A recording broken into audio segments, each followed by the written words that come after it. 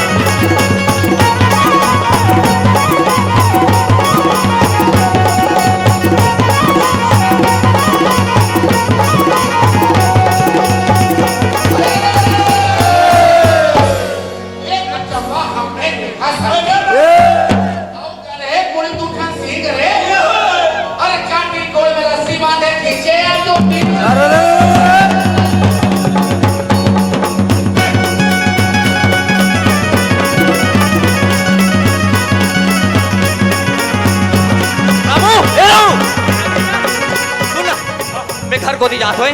दाई अकेला है भाई पूजा की तैयारी करने सुन ना ठाकुर खाले सोई बाग सीधा मर कर रहूं बेजात है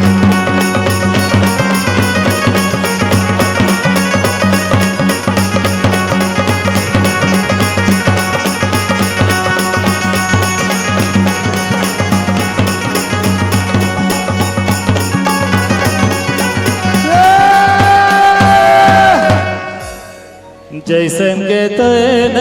लेने यो दीने जैसन देवो यसी से अंधन ले भंडार भरे रहे जीवन लाख बरी से हो